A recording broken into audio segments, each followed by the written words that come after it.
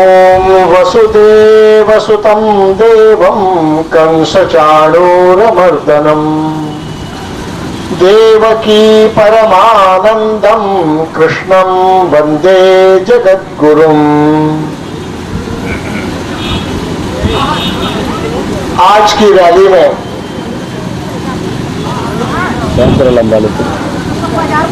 संयोजक आदरणीय मित्रवर सरजू राय जी, भ्रष्टाचार विरोधी संघर्ष के पुरोधा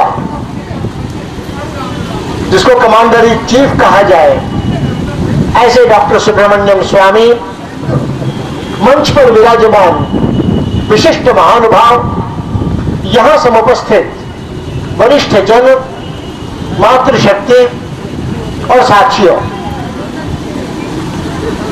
भ्रष्टाचार को तो हम में से हर एक अपनी रोजमर्रा की जिंदगी में भुगत रहा है। अब पूरे तंत्र की स्थिति ऐसी हो गई है जैसे जलेबी में चाशनी घुसी रहती है, वैसे ही पूरे तंत्र में भ्रष्टाचार घुसा हुआ है। हर कोई भ्रष्टाचार करने वाला भी दूसरे मौके पर भ्रष्टाचार को भुगतता है। कि रेलवे कंडक्टर रेल के रिजर्वेशन में कुछ पैसे बनाता हो तो घर में जाने के बाद बिजली बिल के बारे में वही पैसा उसको देना पड़ता है। एक तरफ से लो, दूसरी तरफ से दो, तकलीफ में रखो, तकलीफ में रहो। ये हम सब के हालात हो गए हैं। तो जैसे बहुत ट्रैफिक जाम हो जाता है, उस ट्रैफिक जाम में कौन सी गाड़ी पहले निकले, और उसमें इतना जाम रहता है कि पीछे गाड़ियां आती ही चली जाती हैं, तो घंटा 2 घंटे तो कोई हिलने की फुर्सत और मौका ही नहीं रहता है। वैसे ही हमारे देश में भ्रष्टाचार की हालत इस समय है। अभी अभी मैं आ रहा था जब निरसा से, तो ऐसा बताया गया कि मान लो स्कूलों में अगर लगना है, जो बिजली गिरती है उससे बचाने के लिए लोहे का त्रिशूल ऊपर लगा रहता है। अब उसी का टेंडर, उसी का ठेका अब बन भी गया कि नहीं बना, और 100 से ज्यादा तो अगले दिन चोरी हो गया, यही लिखा दिया गया। बिना लगे भी चोरी हो जाता है, और कंप्लेंट करे तो धमकी मिलेगी। हमें याद है पिछले दिनों में जब दिल्ली में मिलने आए अपने कोलियरी क्षेत्र के प्राइवेट स्कूल्स थे, राष्ट्रीयकरण होने के पहले कर्मचारियों के लिए शुरू किए गए, बाद में राष्ट्रीयकरण हो गया, अब फिर प्राइवेटाइज हो रहा है। उनका दर्जा क्या रहेगा, उनका ग्रेड क्या रहेगा, उनके सर्विस कंडीशंस क्या रहेंगी, इसके बारे में नरसिंह राव के समय में वे लोग जाकर मिले थे, और वो किस्सा अभी तक सुलझा नहीं। सभी प्राइम मिनिस्टर्स से वे लोग मिले थे, नरसिंह राव, देवेगौड़ा, आई.के. गुजराल, अटल बिहारी वाजपेयी, डॉक्टर मनमोहन सिंह, इन सब से मिलने के बाद सब लोग कहते हैं कि हाँ आपका मुद्दा ठीक है। और प्रधानमंत्री के स्थान पर होने के बाद भी कुछ सैकड़ों लोगों के रोजी रोटी के बारे में वे आश्वस्ति नहीं दे पाए। नीचे के अफसर हमेशा घुमाते रहे, टालते रहे, तरह तरह के तर्क देकर के विषय को वैसा का वैसा पड़ा रहने देते रहे, प्रधानमंत्री तक को गुमराह करते रहे। ये आज के सत्ता तंत्र की अवस्था है जो हम लोग रोज बरोज भुगतते हैं। मित्रों, उसमें एक नया और दौर आ गया है। इसमें सरकार चलाने वाले लोग ये सब शामिल हो गए। ऐसी स्थिति बन गई जिसमें अभी मेरा एक दोस्त पत्रकार नागपुर का बस्तर जिले में घूम कर आया था, उसने आकर हमको कहानी बताया। उसने कहा कि गोविंद जी, सरकारों के अस्तित्व की सार्थकता पर ही सवालिया निशान लग गया। क्यों? क्योंकि समाज में, सभ्य समाज में सरकारों का गठन इसलिए होता है कि वो उनका बचाव कर सके जो खुद का बचाव नहीं कर सकते।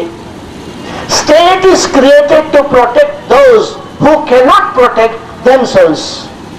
बेबस, लाचार, कमजोर, असहाय, उनके हक और हितों की रक्षा करना, इसके लिए ही सरकारों का गठन होता है।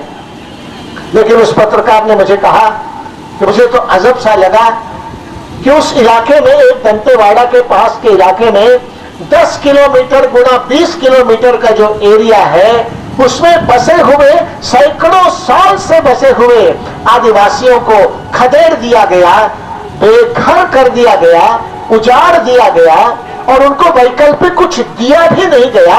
वे अपने जिंदगी के लिए, अपने आजीविका के लिए जगदलपुर में, दंतेवाड़ा में, रायपुर में भटक रहे हैं। कहीं कोई फरियाद सुनने वाला नहीं है। और उनको खाली कराने में केंद्रीय सुरक्षा बल के भी लोग लगे थे और प्रदेश की सरकारों का जो अमला है वो भी लगा हुआ था।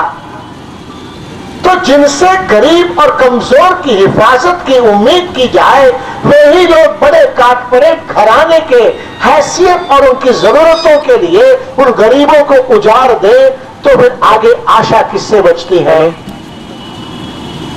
ये भ्रष्टाचार का आलम धीरे धीरे इस स्थिति में पहुंचा है कि धनपति, संवेदनहीन नौकरशाह और भ्रष्ट राजनेता, इनका एक नापाक गठजोड़ बन गया है। एक दूसरे का संरक्षण करते हैं और आम आदमी का शोषण और पीड़न करते हैं। इनसे उम्मीद की जाती थी कि उन गरीब लोगों के कम से कम हित की रक्षा करें, लेकिन अपने लालच में संवेदनहीन होकर ये अब उत्पीड़न करने का हथियार खुद बन रहे हैं। ऐसी स्थिति में उम्मीद किससे लगाएं? सभी सरकारें लगभग एक सी दिखती है। रावण की लंका में सब 52 गज के दिखते हैं। सत्ता बदल कर दे तो सांपनाथ की जगह नागनाथ बैठे दिखते हैं। किससे राहत की उम्मीद लगाएं? ये आम आदमी इस असमंजस में है। वो संभ्रम में रहता है, क्या फायदा? एक अजब सा डिप्रेशन, अवसाद समाज में आता दिखाई पड़ता था। लेकिन मित्रों, हाल में हुए कुछ वर्षों के जन आंदोलनों ने फिर से आशा जगाई है, समाज में भरोसा जगाया है कि नहीं, इन स्थितियों से पार पाया जा सकता है। इसी में रामदेव जी का आंदोलन हो, अन्ना हजारे का आंदोलन हो, श्री श्री रविशंकर का प्रवचन हो, डॉक्टर सुब्रमण्यम स्वामी के कोर्ट केसेस की बात हो और अन्य संगठनों के द्वारा भी माहौल बनाए जाने की बात हो, सब ने मिलकर इतना तो भरोसा जगाया है, हाँ, अभी लड़ाई खत्म नहीं हुई है, हम लड़ेंगे और जीतेंगे। इस संकल्प तक सब लोग पहुंच रहे हैं। ये मैं देश में घूमता हुआ देख रहा हूं। इसलिए एक राजा के जेल जाने पर तालियां बजती हैं, एक चिदंबरम के जेल जाने की संभावना पर तालियां बजती हैं।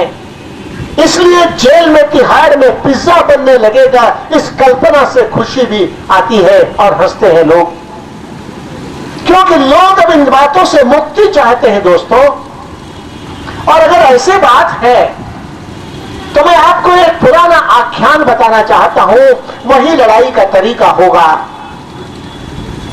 रावण की लंका में सब 52 गज के दिखते हैं। सत्ता पक्ष और विपक्ष का भेद मिट गया है।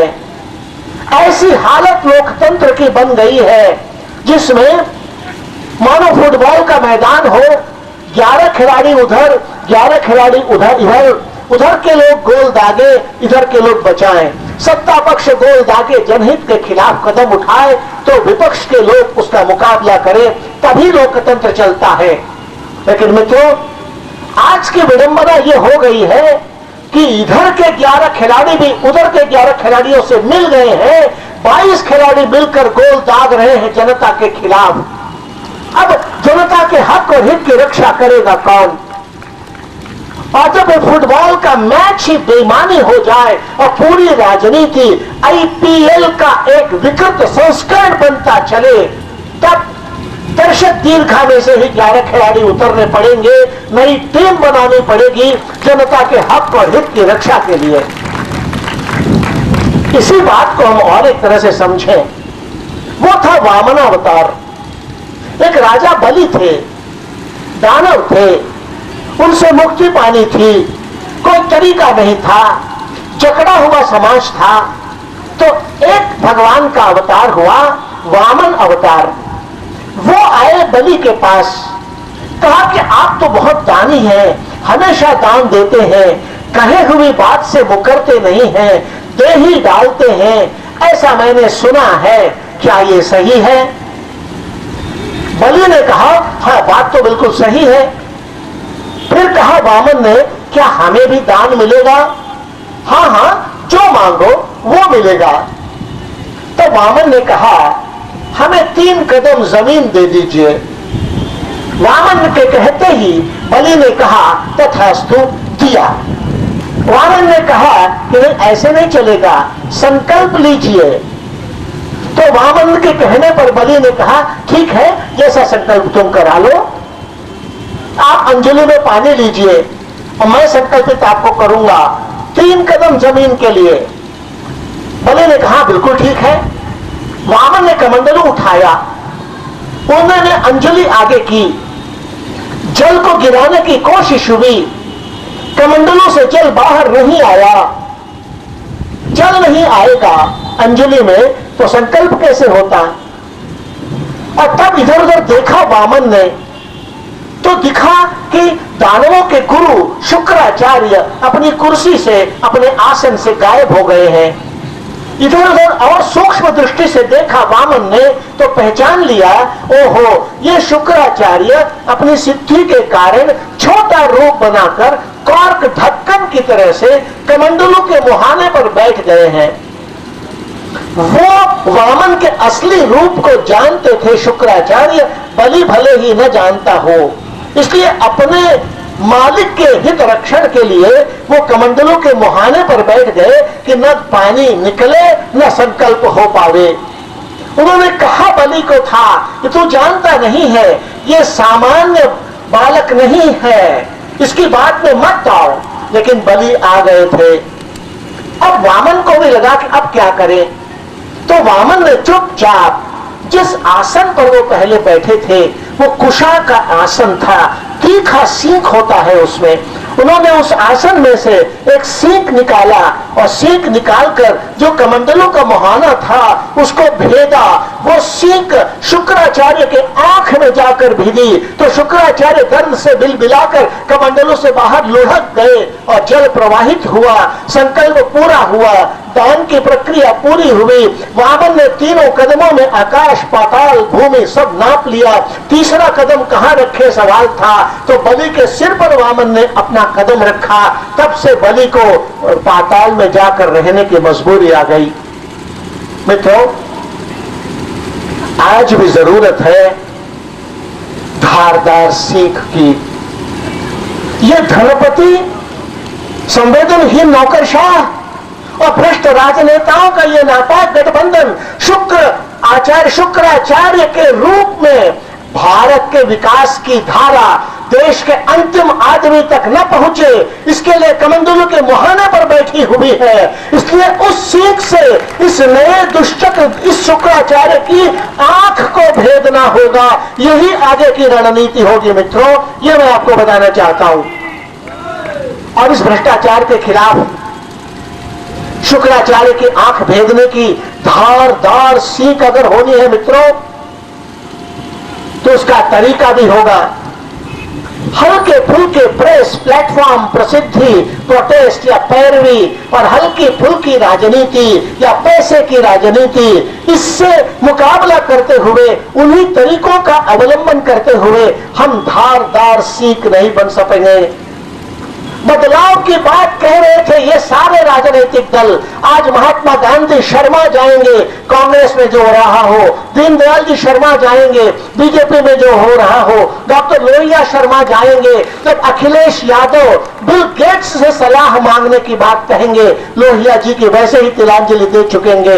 आज मार्क्सवादी अगर मार्क्स को ले जा रहे हैं, अगर अंबेडकरवादी अंबेडकर को ले जा रहे हैं, तो रास्ता बनता है नया ढांचा, नया तरीका, नए औजार और नए लड़ाके यही वक्त को बदलेंगे, ऐसा मैं मानता हूं। और ये अगर करना है मित्रों, इसमें साधना लगेगी, इसमें परिश्रम लगेगा, इसमें पैसे का मुकाबला पसीने से करना पड़ेगा दोस्तों। और जो जहां है उसे वहीं लड़ना पड़ेगा।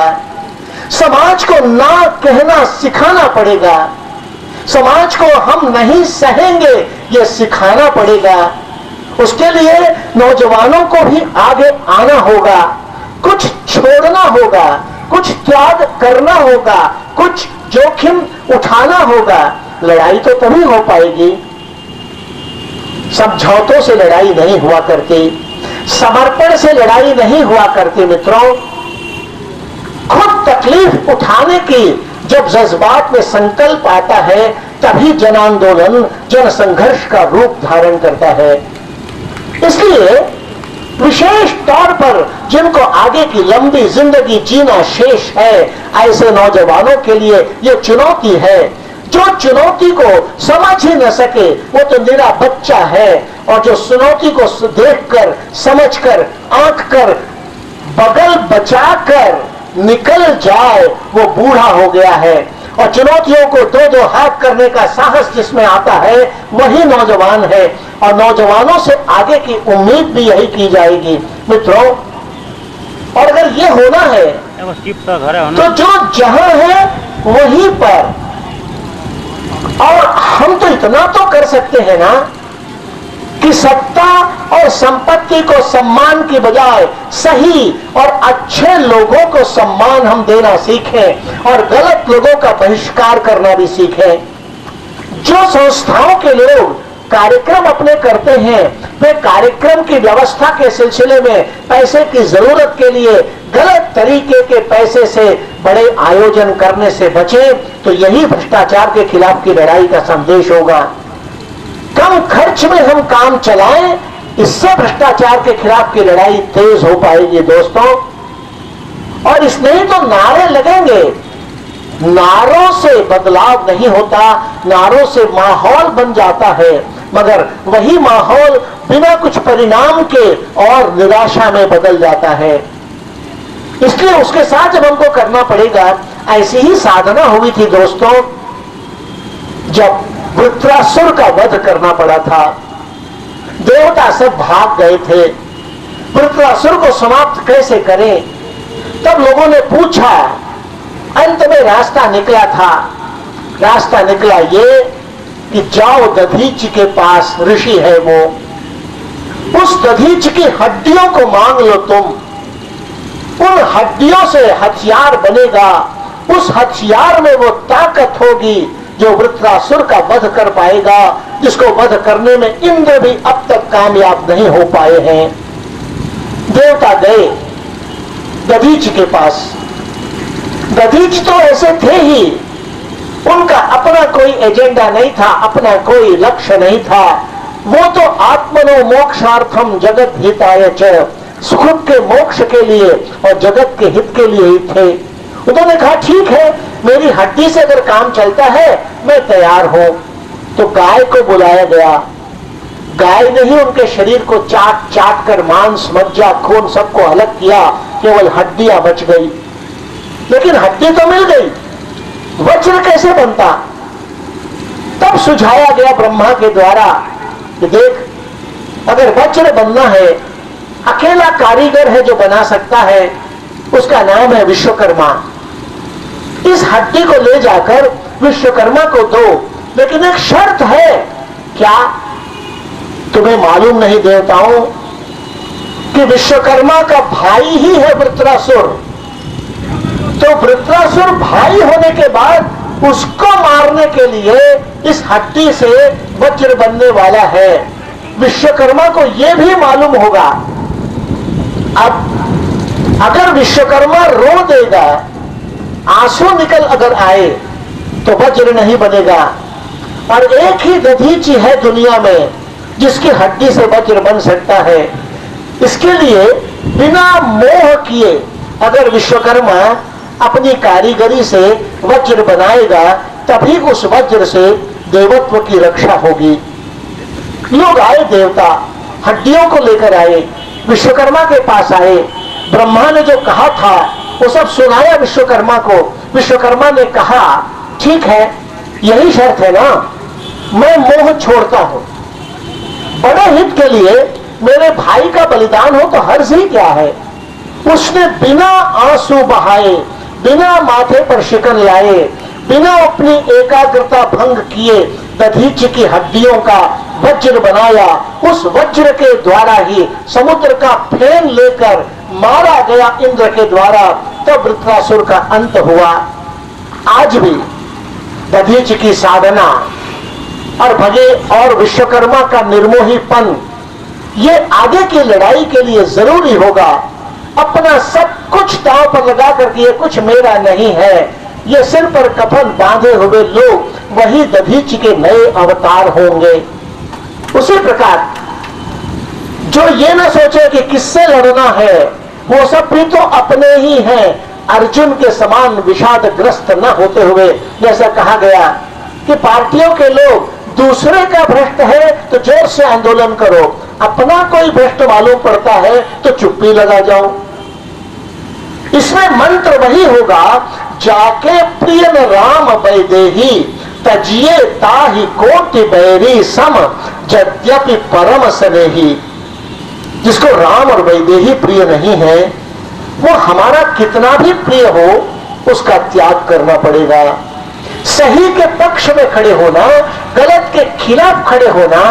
जो सही के पक्ष में होगा वो हमारा होगा, जो गलत के पक्ष में होगा हमारा नहीं होगा। सही और गलत ही निर्णय करेगा कौन हमारा और कौन नहीं। इस आधार पर आगे की मुहिम होनी है मित्रों। पूरे देश में हलचल होनी है मित्रों। पूरे देश में प्रखंड से लेकर दिल्ली तक घेरा जाना है मित्रों।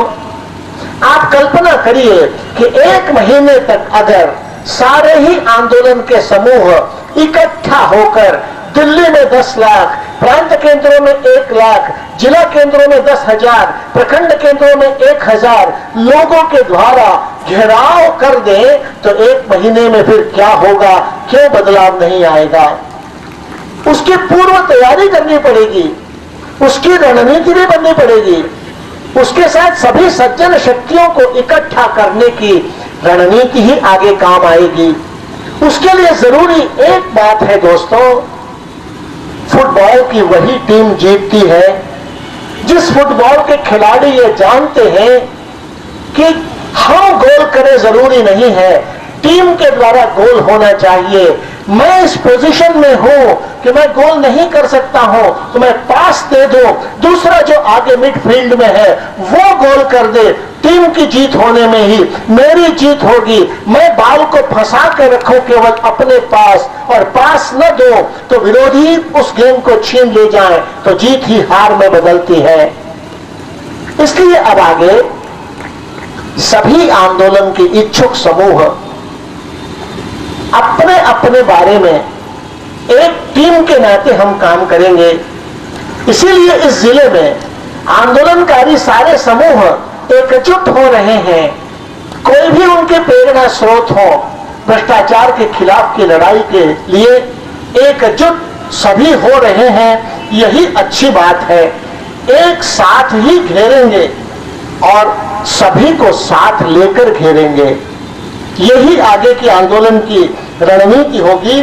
और इसके लिए मेरा ऐसा मानना है कि सभी लोग तैयार हो, एक एक कदम आगे बढ़े तो एक दीप से जले दूसरा, ऐसे अगणित दीप जले और एक एक बूंद से घड़ा भरता है। हम में से हर एक का योगदान है।